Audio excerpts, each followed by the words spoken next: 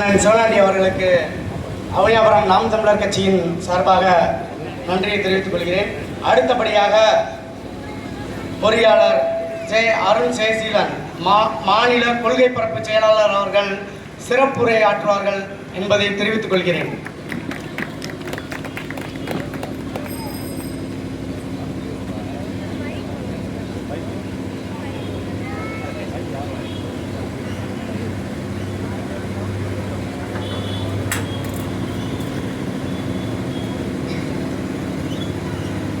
தாழ்ந்து வீழ்ந்து கிடக்கிற அன்னை தமிழ் சமூகத்தினுடைய விடுதலைக்காக கடந்த 16 ஆண்டுகளுக்கு மேலாக இந்த மண்ணிலே ஒரு மாற்று அரசியல் புரட்சியை செய்து கொண்டிருக்கிற நாம் தமிழர் கட்சி ஒரு ஆற்று மனசாட்சிக்கு விரோதம் இல்லாம ஒரு மாற்று அரசியல் சிந்தனையோடு தமிழ்நாட்டு அரசியலிலே ஒரு புரட்சியை ஏற்படுத்த வேண்டும், ஒரு மாற்று சிந்தனையை மக்களிடத்திலே விதைக்க வேண்டும் என்று 3வது முறையாக சட்டமன்ற தேர்தலை சந்திக்கிறது. என் அறிவிச்சிருந்த பெற்றோர்களே, பெரியோர்களே,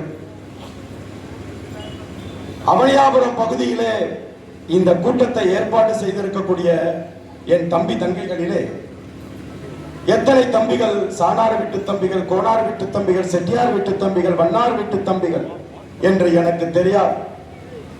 அப்படித்தான் என் தாய் தமிழ் சொந்தங்களே, இந்த தம்பிகளிலே எத்தனை தம்பிகள் தேவர் வீட்டு தம்பிகள், தேவேந்திரர் வீட்டு தம்பிகள், கள்ளர் வீட்டு தம்பிகள், பல்லர் வீட்டு தம்பிகள், படையாட்சி வீட்டு தம்பிகள் என்று எனக்கு தெரியாது. ஆனால் எனக்கு உறுதியாக தெரியும், இந்த தம்பிகள் எல்லாம் தமிழ் தேசியத்தின் பிள்ளைகள் என்பது மட்டும் எனக்கு உறுதியாக தெரியும். ஏன் இந்த தம்பிகள் எல்லாம் தமிழ் தேசியத்தின் பிள்ளைகள் என்றால், இவன் ஏற்றிருக்கக்கூடிய தலைவன் மேதகுவே பிரபாகரன், இவன் உறவா ஏற்றிருக்கக்கூடியவன் அண்ணன் செந்தமிழன் சீமா. ஆகவேதான் உறுதிபட சொல்லுகிறேன், இந்த தம்பி தங்கைகள் எல்லாம் தமிழ் தேசியத்தின் பிள்ளைகள். இந்த பிள்ளைகள் என்ன பேசுகிறார்கள், எதை வலியுறுத்துகிறார்கள் என்பதை நாம் தமிழர் கட்சியினுடைய மேடைகளிலே, வலைவொலிகளிலே நீங்கள் கேட்பீர்களே. ஆனால் ஒரு மாற்று அரசியலை முன்வைக்க, ஒரு மாற்றம் என்பது எப்போது தேவைப்படுகிறது என்றால், இருக்கிற ஒன்று தவறானது அப்படிங்கிற போக்கில் மாற்றம் தேவைப்படுகிறது. போட்டிருக்கிற சட்டை கிழிச்சு போயிருச்சு, மாற்று உடை தேவைப்படுது. சாப்பிடுற உணவு கெட்டு போயிருச்சு, மாற்று உணவு தேவைப்படுது. போட்டிருக்கிற சொரப்பு பிஞ்சு போச்சு, மாற்று தேவைப்படுது. அப்படித்தான் என் தாய் தமிழ் சொந்தங்களே, எப்படி பிஞ்சுவாய் விட்டால் செருப்பை மாற்றுகிறோமோ, நஞ்சாய் விட்டால் உணவை மாற்றுகிறோமோ, உடை கிழிந்து விட்டால் உடையை மாற்றுகிறோமோ, அப்படித்தான் என் உறவுகளே விஷமாயி போன அரசியலை, கயவர்கள் புகுந்து விட்ட அரசியலையும் மாற்ற வேண்டும் என்பதுதான் நாம் தமிழர் கட்சியினுடைய அரசியல்.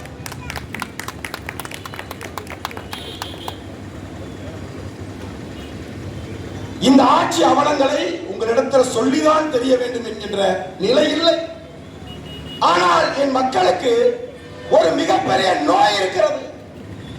என்ன நோய் தெரியுமா? மறதி என்ற நோய். இந்த மறதி என்கின்ற நோயை வைத்துதான் இவர்கள் ஆண்டாண்டு காலமாக உங்களுடைய வாக்குகளை வாங்கி ஊழலை பெருத்து போயிருக்கிறார்கள். சொற்ப காசுகளுக்காக, சொற்ப காரியங்களுக்காக நம்முடைய மதிப்புமிக்க உரிமைகளை, அதிகாரத்தை கயவர்களிடத்திலே கொடுத்து விடுகிறோம். மறதி மக்களுக்கு இயல்பாக நடப்பது. மறதி மக்களுக்கு ஒரு நோய். ஆனால் அதை நினைவுபடுத்திக் கொண்டே இருப்பதுதான் போராளிகளின் கடமை என்கிறார் செங்கொடி. அப்படி இந்த தேர்தல் நேரத்திலே கடந்த 5 ஆண்டுகள் அல்ல, கடந்த 50 ஆண்டுகளை புரட்டி பார்க்க வேண்டிய நேரம், மறந்து போன விஷயங்களை நினைவுபடுத்த வேண்டிய பொறுப்பும் கடமையும் நாம் தமிழர் கட்சி பிள்ளைகளுக்கு உண்டு. இன்றைக்கு நாடெங்கும் போறோம். சென்ற தேர்தல்களை விட இந்த தேர்தல்களில் நாங்கள் சந்திப்பது என்ன தெரியுமா? திமுகவோ அதிமுகவோ பணத்தை உங்களுக்கு கொடுத்து ஓட்டுகளை வாங்குவான். ஆனால் இன்றைய கள சூழல் என்ன தெரியுமா? தமிழ்நாட்டில் போகின்ற பரப்புரைக்கு போகின்ற இடங்களில் எல்லாம் நாம் தமிழர் கட்சிக்கு கட்சிக்காரன் அல்ல, பொதுமக்கள் பணம் கொடுக்கிறோம். பொதுமக்கள். இதுதான் மாற்றம், இதுதான் அரசியல் மாற்றம், இதுதான் வரலாற்றின் புரட்சி. பணம் கொடுத்து உன் வாக்கை வாங்குபவன் உனக்கு வேணுமா? இல்லை என்றால் மக்களே பணத்தை கொடுத்து ஒரு தலைவனை நீதான் வேண்டும் என்கின்ற அந்த அரசியல் வேண்டுமா என்பதை ஆகச் சிறந்த என் பெருமக்கள், அறிவில் சிறந்த என் சொந்தங்கள் உற்று நோக்க வேண்டும். படித்த பிள்ளைகள் பண்பட்டு நிற்கிற கட்சி நாம் தமிழர் கட்சியாக நிற்கிறது. இன்னைக்கு போராட்டத்துல எல்லாம் மகளிர் கண்ணீர் மல்க சொல்றது என்ன தெரியுமா?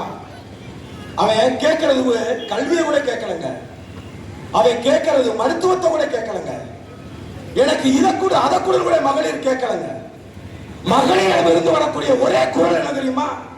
இந்த டாஸ்மாக எப்படியாவது எடுத்துரு சாமி, இந்த டாஸ்மாக எப்படியாவது எடுத்து.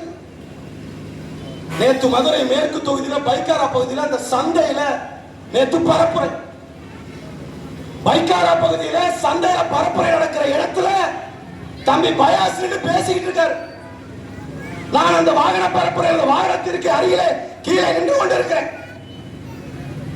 காய்கறியை வாங்கி கொண்டு போகிற ஒரு பெண் சொல்லுகிறார், தம்பி இதையெல்லாம் பேச வேணாம் தம்பி, இந்த மதுக்கடையை மூடுவேன் பேசுங்க தம்பின்னு கெஞ்சுதுன்னா மதுமத போதை இந்த சமூகத்தை எவ்வளவு அசிங்கப்படுத்திருக்கிறது, அநாகரிகப்படுத்திருக்கிறது, பாதிப்படைய வைத்திருக்கிறதுன்னு புரிஞ்சுக்கணும்.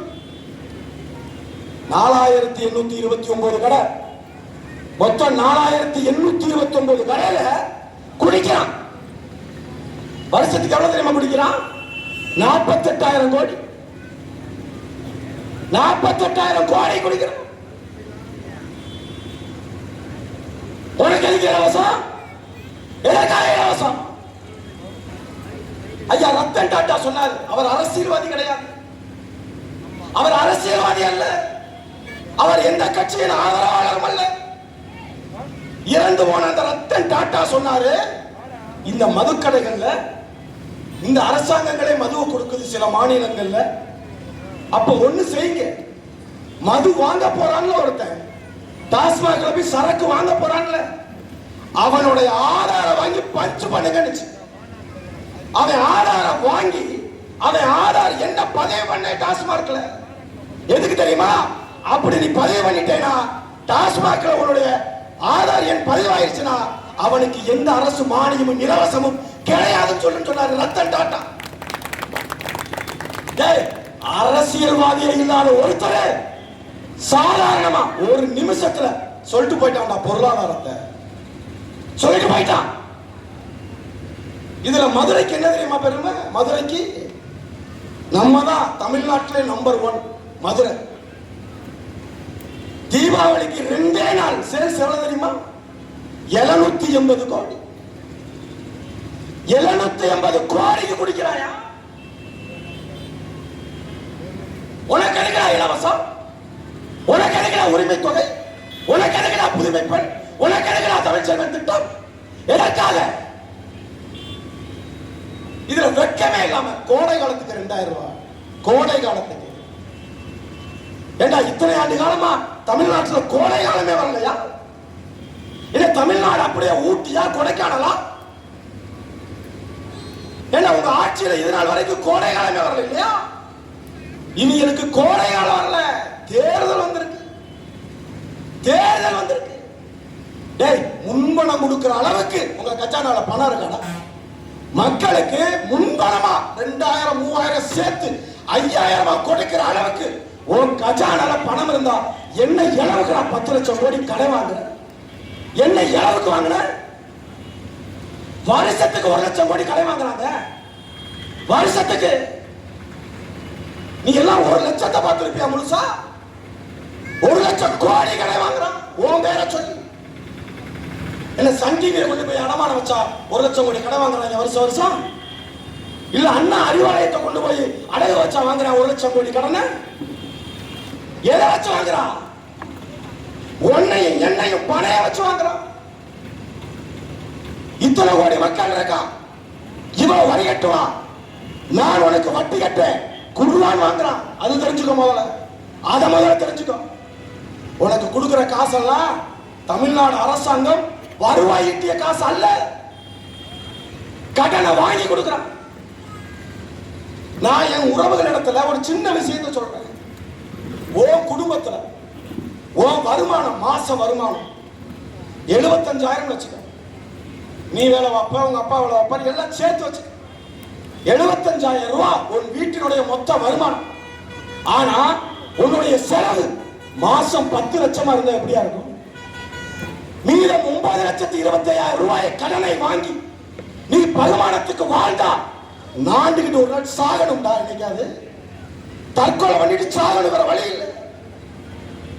75,000 ஊதியமாக கூடிய ஒரு குடும்பம் மாசம் 10 லட்சம் ரூபாய் செலவழிச்சா, கடன் வாங்கி செலவழிச்சா அந்த குடும்பத்திற்கு என்ன நிலையோ அதுதான் தமிழ்நாட்டின் நிலையும். தமிழ்நாட்டின் நிலையும் அதுதான்.